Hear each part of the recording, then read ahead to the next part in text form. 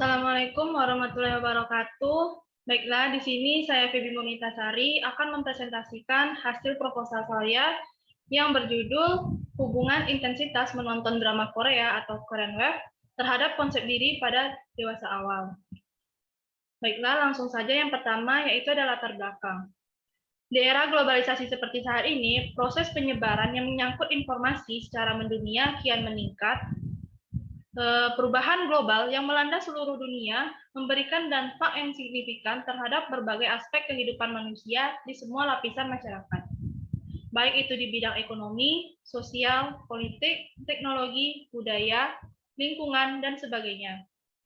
Pesatnya globalisasi membuat masuknya kebudayaan asing yang dapat mempengaruhi individu.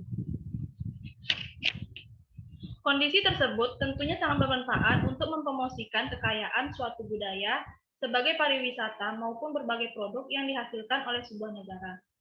Budaya sendiri merupakan sekumpulan sikap, perilaku, dan simbol yang dimiliki bersama dan biasanya diwariskan dari generasi ke generasi.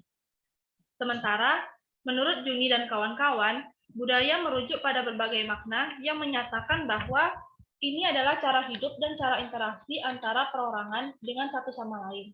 Budaya juga merupakan pendidikan untuk individu, karena budaya memberitahu bagaimana caranya tinggal di masyarakat dan bagaimana bersikap dengan nilai-nilai yang ada. Salah satu negara yang budayanya belakangan menjadi sorotan dunia, khususnya di Indonesia, adalah Korea Selatan.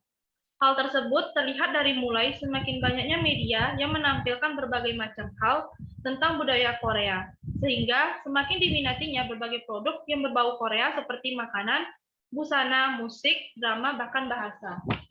Secara umum, menyebarnya budaya Korea secara global dikenal dengan istilah Hallyu atau Korean Wave, atau yang dalam bahasa Indonesia berarti gelombang Korea. Fenomena Korean Wave atau Hallyu hadir dengan sangat cepat ditandai dengan masuknya budaya Korea Selatan melalui beberapa media tersebut. Berdasarkan Departemen Geografi Lingkungan UGM, salah satu produk Korean Wave yang sangat diminati kaum milenial adalah musik K-pop. Korea Selatan memulai debut memperkenalkan budayanya melalui serial televisi ke Cina. Dalam buku berjudul K-Drama, A New TV Genre with Global Appeal yang ditulis oleh Korean Culture and Information Service tahun 2015 mengatakan bahwa kata Hallyu pertama kali diciptakan oleh wartawan Beijing untuk menggambarkan popularitas budaya Korea yang berkembang pesat di Cina kala itu. Hallyu atau Korean Wave adalah istilah yang diberikan untuk budaya pop Korea Selatan yang tersebar secara global di berbagai negara di dunia, termasuk di Indonesia. Hallyu sendiri mencakup berbagai jenis budaya dan pernak-pernik yang khas Korea. Istilah tersebut mewakili seluruh ekspor budaya Korea Selatan seperti musik, film, permainan, dan makanan. Saat ini, fenomena Korean Wave sedang mengalami pertumbuhan yang begitu pesat di Indonesia. Dimulai dengan munculnya drama-drama Korea di televisi, lalu diikuti dengan munculnya musik pop Korea yang dikenal dengan sebutan K-pop. Banyak dari drama ini yang menjadi populer di seluruh Asia dan telah memberi kontribusi pada fenomena umum dari gelombang Korea dan juga demam drama di beberapa negara, di mana drama Korea menyuguhkan beraneka ragam kebudayaan, kehidupan, dan masalah sehari-hari, serta kisah yang tidak bertele-tele yang membuat masyarakat hampir di seluruh Asia bahkan dunia menyukainya. Hal tersebut juga terlihat dari mulai semakin merebaknya bahasa-bahasa Korea yang telah menjadi begitu familiar di kalangan remaja Indonesia. Dalam percakapan sehari-hari, seringkali muncul perkataan yang mengadaptasi bahasa atau istilah yang berbau Korea di kalangan remaja maupun orang dewasa, termasuk mahasiswa, seperti ya, otoke, opa, guencana, dan anyong, dan beberapa istilah-istilah lain yang diadaptasi dari bahasa Korea melalui drama. Drama Korea atau drakor menjadi salah satu produk Hallyu atau Korean Wave yang paling digemari oleh masyarakat Indonesia, khususnya pada orang-orang dewasa awal.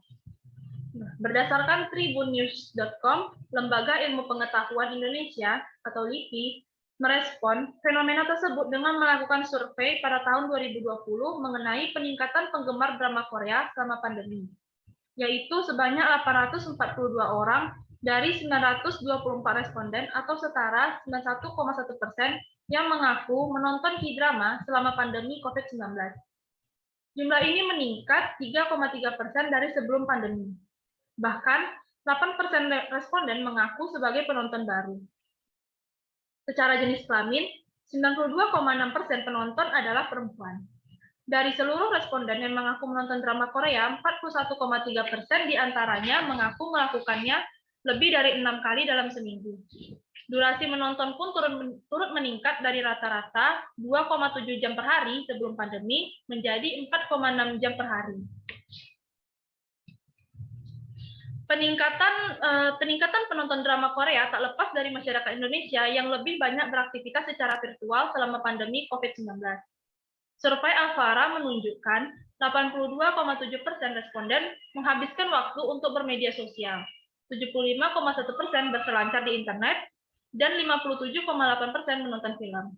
Khusus aktivitas menonton film, survei Litbang Kompas menunjukkan 31% responden melakukannya melalui situs penyedia konten gratis, sementara 11,4% penontonnya melalui penyedia VOD berbayar, seperti iFlix, Netflix, dan Viu.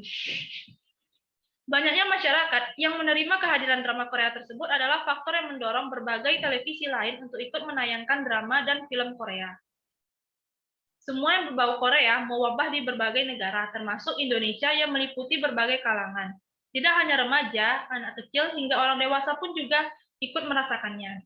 Dari musik K-pop-nya digemari, film K-drama ditonton, produk kecantikan, makanan Korea, hingga berpakaian ala Korea pun mulai ditiru.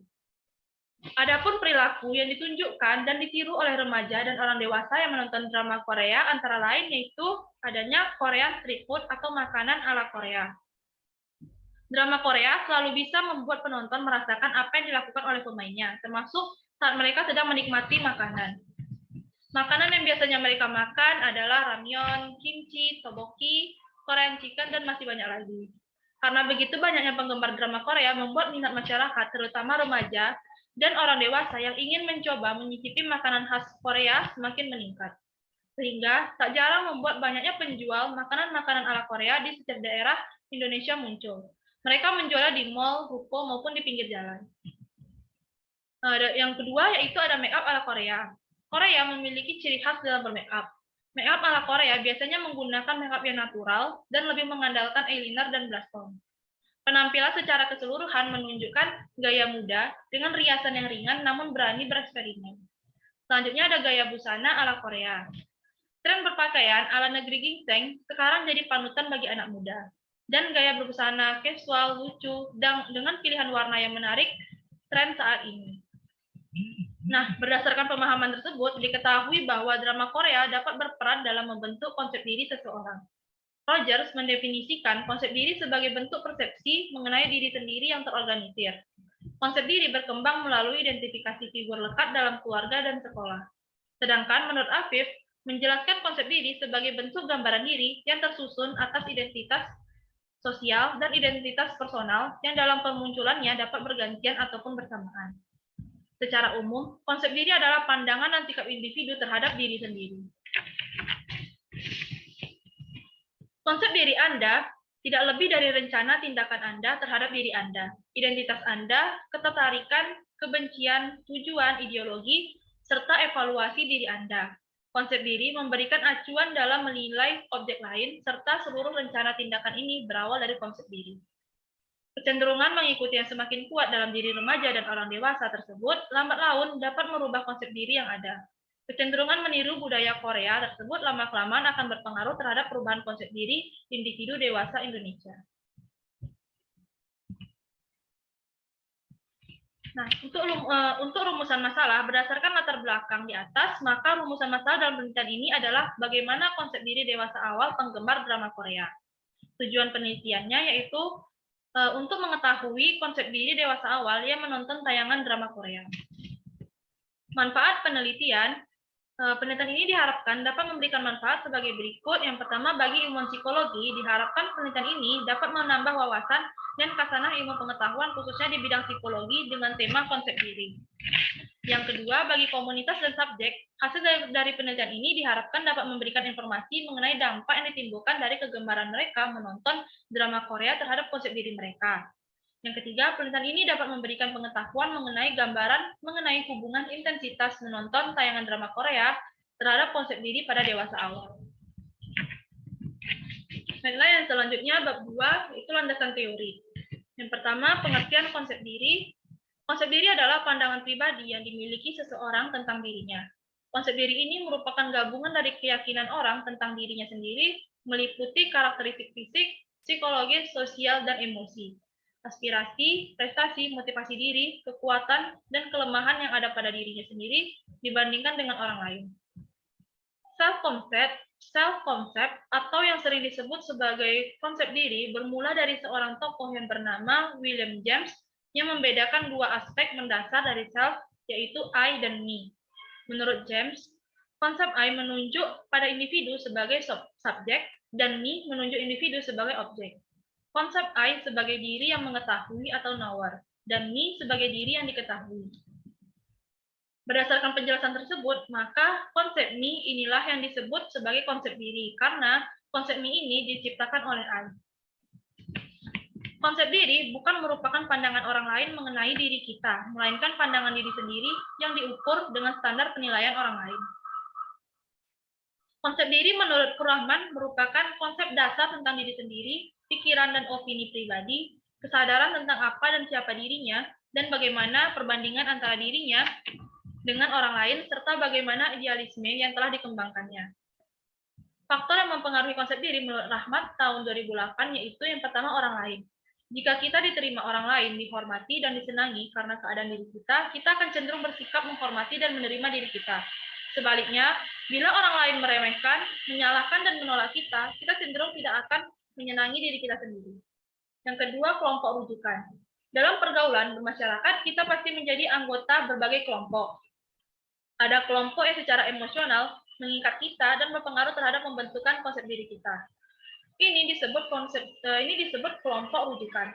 Dengan melihat konsep kelompok ini, orang mengarahkan perilakunya dan menyesuaikan dirinya dengan ciri-ciri kelompoknya. Tanda-tanda individu yang memiliki konsep diri yang positif yaitu menerima pujian tanpa rasa malu, percaya diri pada kemampuan untuk memecahkan masalah, merasa sama dengan orang lain, mengakui bahwa setiap orang memiliki berbagai emosi, keinginan, dan perilaku yang tidak boleh diakui oleh masyarakat, serta dapat mengungkapkan aspek kepribadiannya yang tidak disukai dan mencoba mengubahnya, sehingga ia dapat meningkatkan dirinya. Dalam psikologi, konsep diri adalah bagaimana seseorang melihat diri sendiri dengan segala kelebihan dan kekurangannya. Ada 3 hal, yakni konsep diri, harga diri, dan persepsi yang saling berkaitan sulit untuk dipisahkan. Melihat dunia tergantung pada individu masing-masing, apa yang dia pikirkan tentang dirinya mempengaruhi bagaimana individu melihat dunia sekeliling. Bagaimana kesan individu terhadap seseorang dari budaya lain tergantung cara individu melihat diri sendiri. Yang selanjutnya ada aspek-aspek konsep diri. Menurut Pitt, dalam Zulkarnain dan kawan-kawan mengatakan bahwa aspek-aspek konsep diri meliputi yang pertama diri fisik. Diri fisik merupakan persepsi individu terhadap keadaan dan kondisi fisiknya.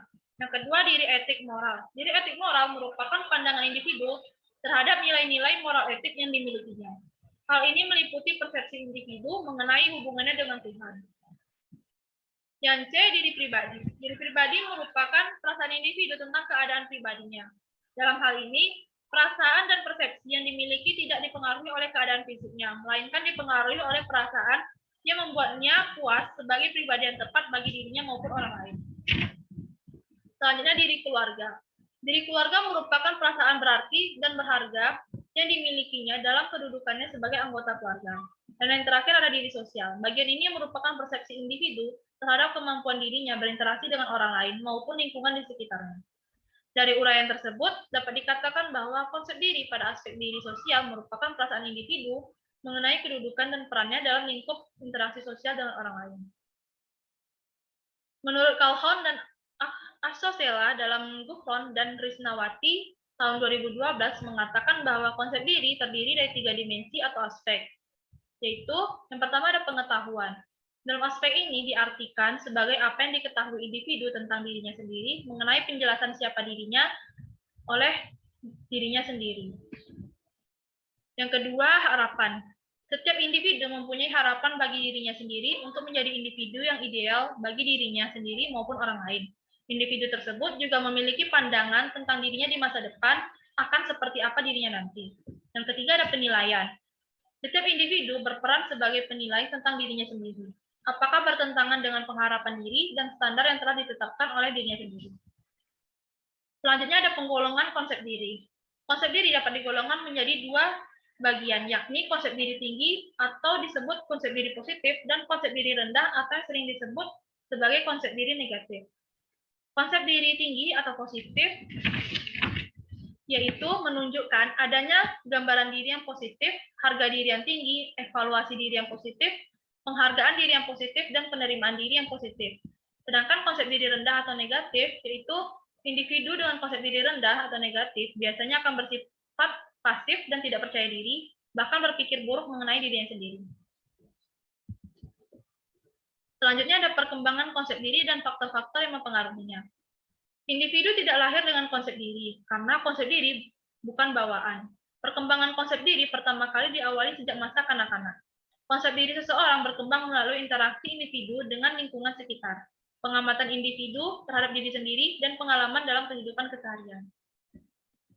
Menurut Harlock, perkembangan konsep diri pada masa kanak-kanak akan membentuk kepribadian orang dewasa.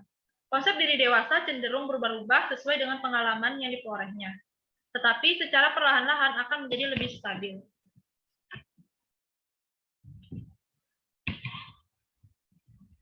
Konsep diri dapat terus berkembang. Ada berbagai faktor yang mempengaruhi konsep diri, seperti yang pertama, usia kematangan. Dewasa awal yang pada usia tertentu matang lebih awal akan lebih mampu menjalankan peran sebagai orang dewasa dengan baik dan dapat mengembangkan konsep diri secara positif. Begitu pula sebaliknya, umumnya orang dewasa akan cenderung menarik diri dari lingkungannya yang bersangkutan, sehingga konsep dirinya pun dapat menjadi negatif. Yang kedua, penampilan diri. Ketiga, ada nama dan nama julukan, hubungan keluarga, teman-teman sebaya, dan yang terakhir ada kreativitas. Nah, kreativitas adalah kemampuan orang untuk menciptakan yang ditandai dengan orisinalitas dalam berekspresi. Orang dewasa yang sejak dari remaja kreatif dapat mengembangkan konsep diri yang positif. Semakin kreatif, semakin dia berprestasi, dan prestasinya akan dihargai dan diterima oleh orang lain, sehingga konsep dirinya pun menjadi positif. Berdasarkan penjelasan di atas, ada dua jenis atau bentuk konsep diri. Dengan kata lain, konsep diri positif ditandai dengan memahami dan menerima diri sendiri, baik dari kekurangan maupun kelebihannya. Sedangkan konsep diri negatif ditandai dengan kecenderungan terhadap diri sendiri. Dari uraian di atas dapat disimpulkan bahwa konsep diri adalah gambaran, perasaan, pandangan, penilaian, dan harapan seseorang mengenai bagaimana dirinya dalam realita sesungguhnya. Yang selanjutnya, yang B, itu drama Korea. Yang pertama, pengertian drama. Drama berasal dari kata dalam bahasa Yunani yaitu drain yang diturunkan dari kata draumai yang berarti berbuat, bertindak, dan beraksi. Drama sendiri merupakan tiruan kehidupan manusia yang diproyeksikan di atas pentas yang biasanya berisi potret kehidupan manusia, seperti suka duka, pahit manis, hitam putih dalam kehidupan manusia. Setiap negara memiliki ciri khasnya sendiri dalam membuat drama sebagai media hiburan. Drama memiliki sebutan yang berbeda untuk setiap negara. Di Indonesia misalnya, drama lebih sering disebut dengan istilah sinetron atau sinema elektronik. Sedangkan di Spanyol disebut dengan istilah telenovela, sedangkan dalam bahasa Inggris disebut dengan istilah soap opera atau opera sabun, dan di Korea lebih dikenal dengan istilah K-drama atau Korean drama. Baiklah, yang selanjutnya ada tayangan drama Korea. Salah satu tayangan drama luar yang diminati di Indonesia adalah drama Korea. Perkembangan drama Korea sendiri merupakan perjalanan panjang yang dimulai sejak pertengahan 90-an ketika masyarakat Korea mulai meninggalkan hiburan asing dan mulai mengembangkan artis-artis lokalnya dengan semakin meningkatnya kualitas musik dari berbagai genre.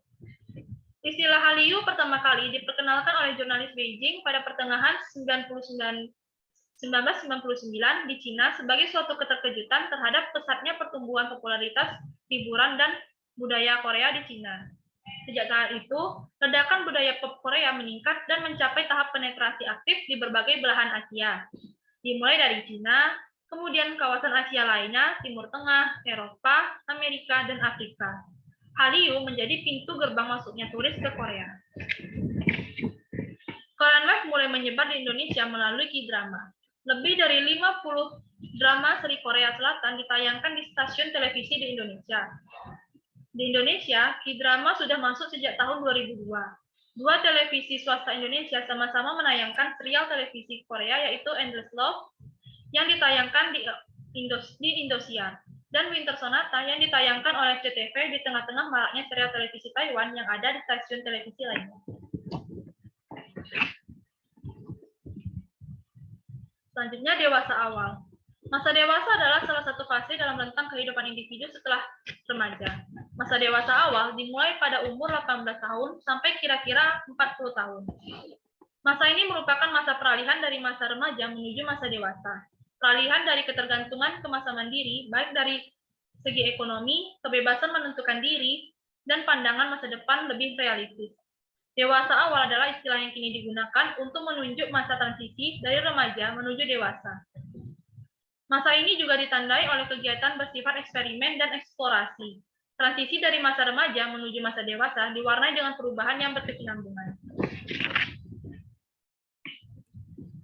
Baiklah, selanjutnya penelitian terdahulu. Beberapa penelitian terdahulu yang relevan dengan penelitian ini adalah yang pertama penelitian yang dilakukan oleh Vanda Gita Ramadhani, Diah Ratnawati pada tahun 2021 yang berjudul Hubungan Perilaku Menonton Drama Korea dengan Pembentukan Konsep Diri pada Remaja di SMPN 1 Cileungsi.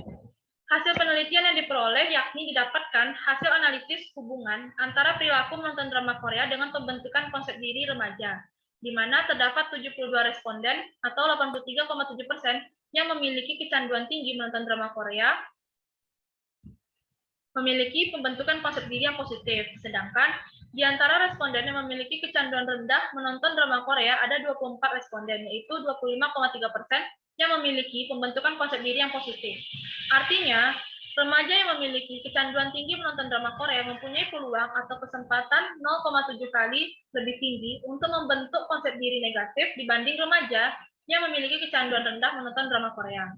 Yang kedua itu penelitian yang dilakukan oleh Lupita Apsari, Marina Dwi Mayangsari, dan Neka Erliani pada tahun 2016 yang berjudul Pengaruh Perilaku Modeling pada Tayangan Drama Korea Terhadap Citra Diri Remaja Penggemar Drama Korea.